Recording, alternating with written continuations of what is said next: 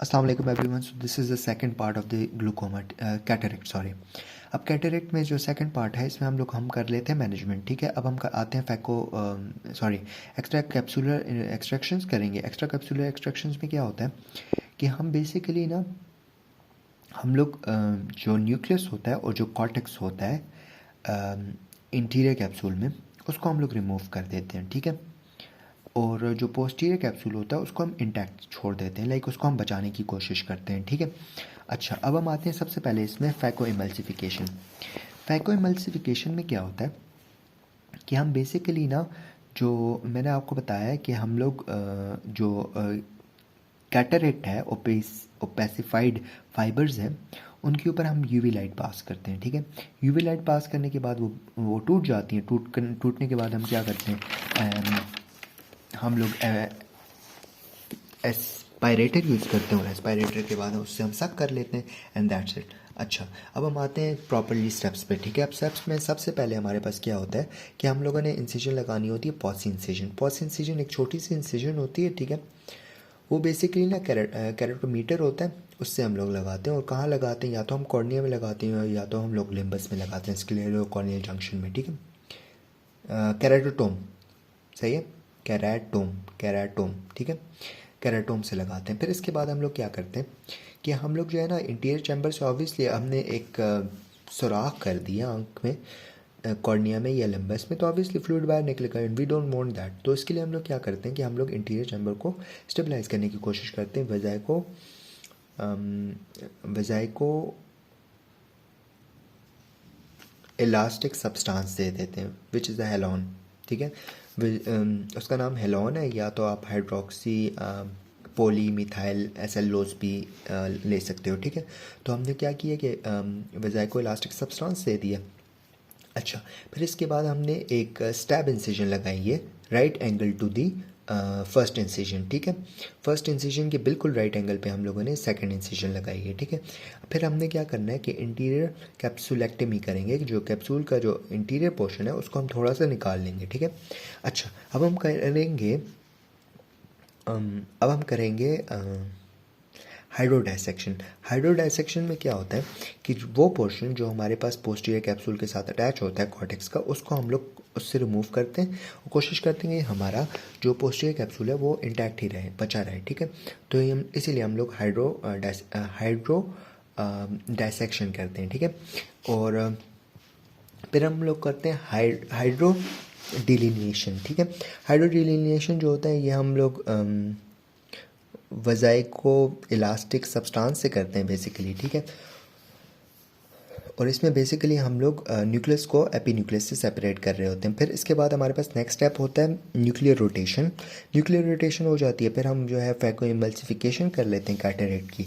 वो हम लोग कैसे करते हैं कि वो हम लोग एक चॉपर होता है। ठीक है, वो हम लोग, मैं डायग्राम्स दिखा लूँगा उससे आपको समझ आ जाएगी। चॉपर होता है वो हम लोग अंदर डालते हैं। ठीक है, और स्क्लप्टिंग करते हैं पहले।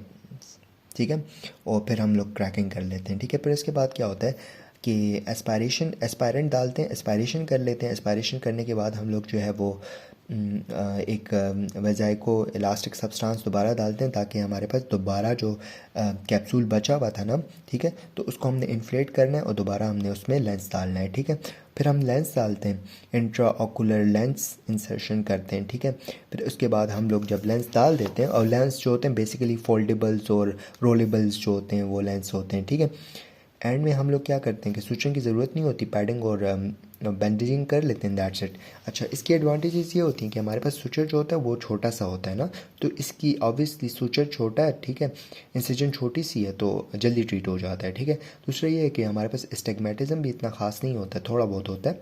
और थर्ड ये है कि जो रिहेबिलिटेशन होती हैं वो अर्ली हो जाती हैं। ठीक है, अब हम आते हैं फेमटो सेकेंड लेज़र सर्जरी। ठीक है, अब जो फेमटो सेकेंड लेज़र सर्जरी है ना, इसकी ऑलमोस्ट स्टेप्स जो है ना, ये हमारे पास जो फैको इमल्सिफिकेशन है उसकी तरह कुछ डिफरेंस है।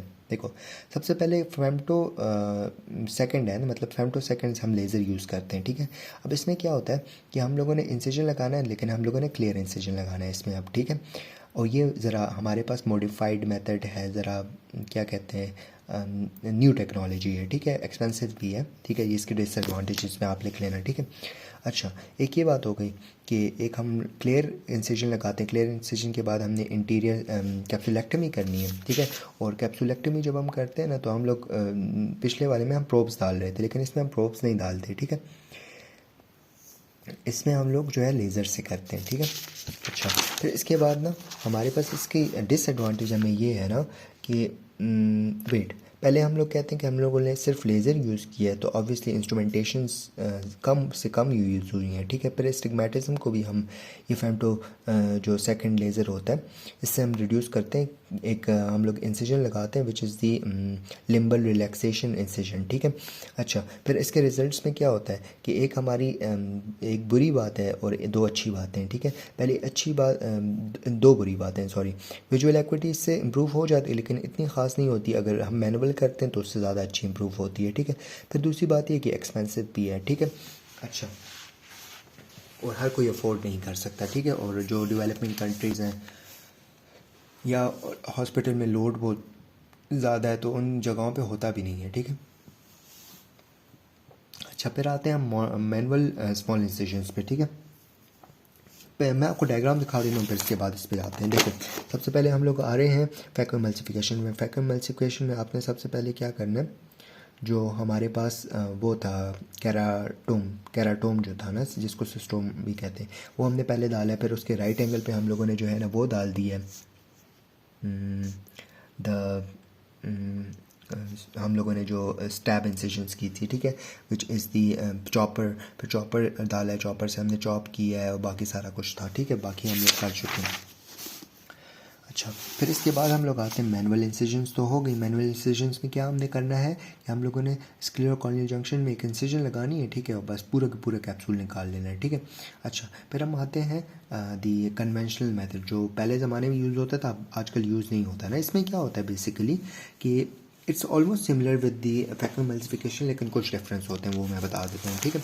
देखो, सबसे पहले हम लोगों ने क्या करना है कि हम लोगों ने पार्शियल थिकनेस जो है वो रिमूव करनी है लेंस की, ठीक है। पार्शियल थिकनेस इंसिजन लगानी है, ठीक है, विच इज़ दिस, ठीक है। पार्शियल थिकनेस लेजन लगानी है, ठीक है। फिर हमने क्या करना है कि हमने जो है वो फिर इसके बाद इंटीरियर चैम्बर को हमने ऑब्वियसली उसको मैनेजमेंट करनी है, उसको स्टेबलाइज करना है। उसके बाद जब हम लोग वो कर रहे थे ना वैक्यूम एमल्सिफिकेशन, तो इंटीरियर चैम्बर को स्टेबलाइज करने के बाद हम लोगों ने डायरेक्ट इंसिजन लगाई थी, ठीक है। लेकिन यहाँ पे हम इंटीरियर कैप्सुलेक्टमी पहले करते हैं। कैप्सुलेक्टमी हो जाती है क्योंकि ऑब्वियसली इंसिजन काफ़ी बड़ी होती है, ठीक है।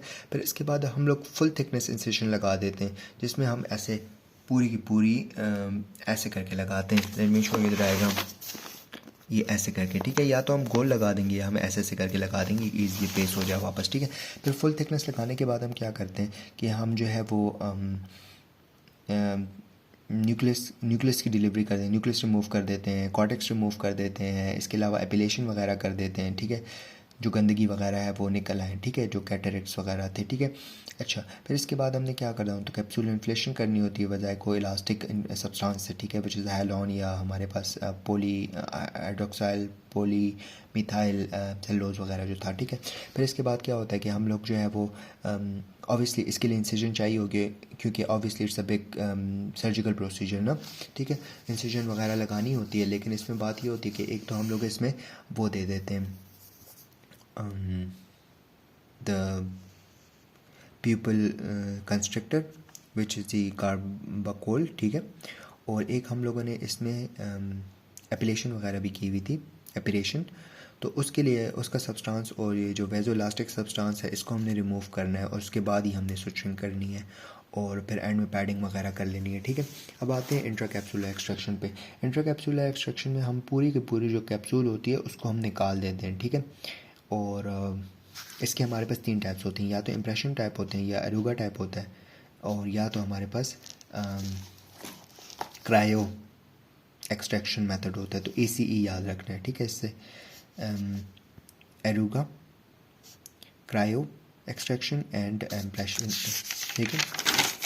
अच्छा, अब हम आते हैं टाइप्स ऑफ लेंस जो हम लोग यूज़ करते हैं ना। तो लेंस की हमारे पास दो टाइप्स होती हैं, ऑन लोकेशन की बेसिस पे और on the basis of type की डिज़ाइन की बेसिस पे। सबसे पहले लोकेशन में एक तो हम इंटीरियर चैम्बर में डालते हैं ना।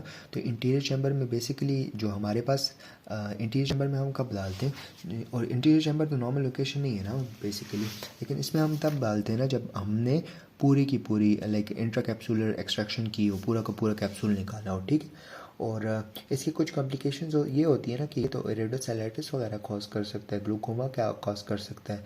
इसके अलावा कॉर्नियल जो है वो एडेमा वगैरह, और पीपल की शेप वगैरह भी चेंज कर देता है। फिर हमारे पास पोस्टीरियर सेगमेंट जो होते हैं लेंस होते हैं ना। पोस्टीरियर सेगमेंट लेंस जब हम लोग फैकोएमल्सिफिकेशन या हमारे पास जो एक्स्ट्रा कैप्सूल एक्सट्रैक्शंस करते हैं ना, तो वो उसमें थोड़ा बहुत कैप्सूल का पार्ट रह जाता है ना, तो उसमें ही हम लोग जो लेंस डालते हैं वो that's the posterior chamber lens, ठीक है। फिर इसके बाद अगर डिज़ाइन की बात करो तो एक तो हमारे पास रिजिड होता है, फिर फ्लेक्सिबल होता है। फ्लेक्सिबल में हमारे पास फोल्डेबल होता है और रोलेबल होता है, ठीक है। फिर इसके बाद जो है मल्टीफोकल होता है जो एस्टिग्मेटिज्म को इम्प्रूव करता है, और एक जो होता है हमारे पास टॉरिक होता है, ठीक है। टॉरिक, तारिक से आदर को टॉरिक, ठीक है। तो टॉरिक होता है जो हम एस्टिग्मेटिज्म के लिए, और जो मल्टीफोकल था वो हम लोग एक्यूमिडेशन के लिए यूज़ कर रहे थे, ठीक है। अब आते हैं ऑकुलर कॉम्प्लिकेशन पे, ठीक है। मैंने थोड़े से लिखे हैं, बाकी सारे आप बुक से देख लेना, मैं सिर्फ जो इंपॉर्टेंट है वही बता देता हूँ, ठीक है, क्योंकि it's a very big topic और सब कुछ याद नहीं कर सकते हम लोग, ठीक है। अच्छा, कॉम्प्लिकेशंस में क्या होता है कि ऑब्वियसली अगर हम प्रॉपरली स्टेबलाइज ना करें इंटीरियर चैम्बर को तो विट्रस लॉस हो सकता है। इसके अलावा हमारे पास जो पोस्टीरियर कैप्सूल होती है वो हमारे पास डैमेज हो सकती है, ठीक है। इसके अलावा हमारे पास इसकी वजह से जो है वो डिसलोकेशन हो सकती है लेंस की, हीमोरेज वगैरह हो सकती है। पोस्ट ऑपरेटिव अगर हम बात करें तो अर्ली हमारे पास क्या होगा, एक्यूट एंडोफेथलमाइटिस होगा, ठीक है। इसके अलावा हमारे पास आइरिस प्रोलैप्स होगा, और हमारे पास स्लेट में क्या होगा, क्रोनिक एंडोफेथलमाइटिस होगा, और opacification of the posterior capsule होगा। That's it, thank you.